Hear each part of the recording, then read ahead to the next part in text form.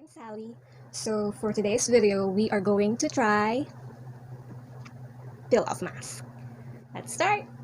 You have to cleanse your face. So I cleanse my face. I used celeteque hydration facial wash.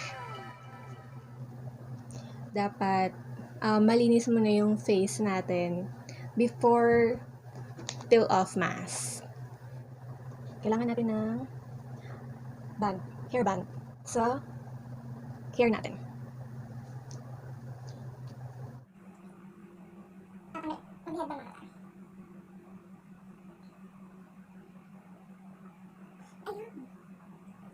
Siyempre, di ba, malinis na yung face natin.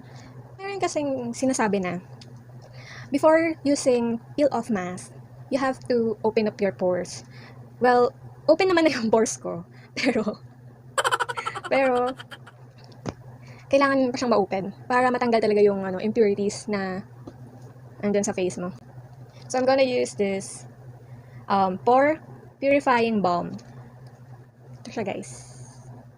How to use it. Direction for use. On the cleansed face, apply a generous amount on the T-zone or on area with enlarged pores and deep-seated dirt. Leave on for 1 minute, then start massaging it in a circular motion. For another 1 minute, wipe the balm off completely with clean tissue. Apply pack for nose pack. Okay. Kasi merong siya, kasi, alam ko meron kasing, ito kasi yung for the whole face. So, meron din kasi yung pang nose lang, sa nose area. So, yun, yung pala yung sinasabi dito. Pero dito tayo sa white pack for best result in eliminating blackheads and whiteheads. So, guys, alam niyo naman yung whiteheads and blackheads. Di ba minsan irritating yun sa face? Try this.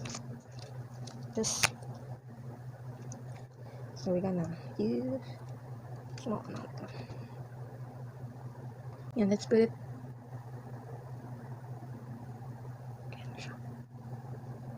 Para mag-open yung pores.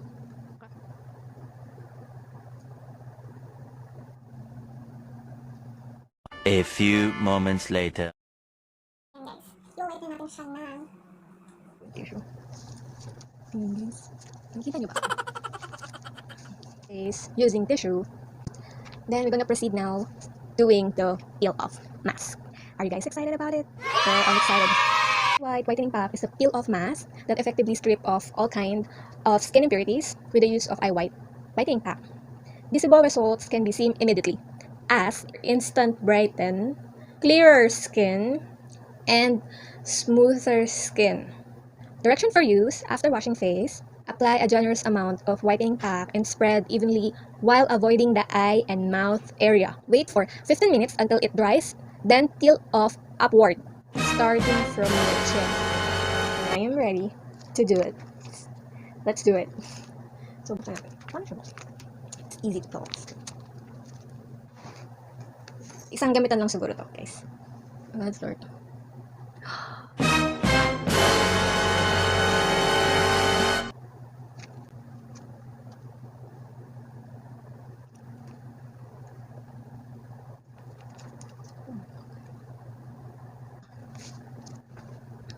Guys, be careful sa sa eyebrows nyo na malagyan.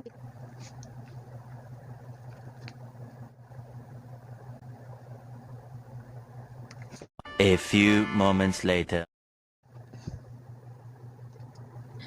Ayan guys, ito yung itsura ko. Medyo pala siya, medyo messy siya sa hands. After yung maglagay ng peel-off mask, maghugas agad kayo ng hands. So, I'm gonna do that. Wait for a while. Ayan. Wash my hands, guys. So, malinis na yung kamay ko. Sabi dito, you have to wait for 15 minutes. Let's wait for 15 minutes. While waiting, guys, you can do like reading or something. Kasi, tagal yung process 15 minutes.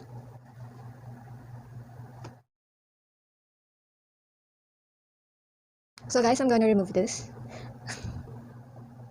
Ang sabi sa, hindi ako makapagsalita ng maayos kasi ang tigas niya sa face. Matigas siya sa face. Ang sabi sa instruction, upward. Let's do it.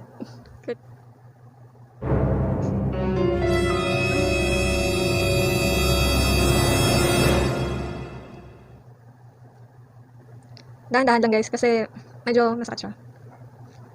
Hindi mo siya totally masakit.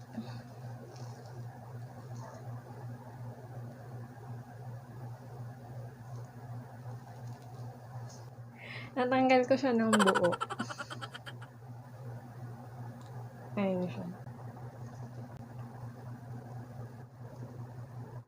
Ayan guys. Ito na siya sa face. I don't think na nakuha niya yung facial hair ko. Konti lang yung blackheads kasi I always cleanse my face. Diba? I always use toner. Nakakatulong din kasi yon sa pag-reduce ng mga whiteheads and blackheads. So, if you're doing right regimen for your skin, konti lang yung makukuha ang blackheads sa'yo. Tsaka whiteheads. So, yun guys. Yun yung video ko sa pag-try ng peel-off mask. Then, please leave a comment for any suggestions. I want to hear it from you guys para mas ma-improve ko yung videos ko, yung anything, diba? Don't forget guys to like and subscribe. Comment down below. And that's it. See you all guys to my next video.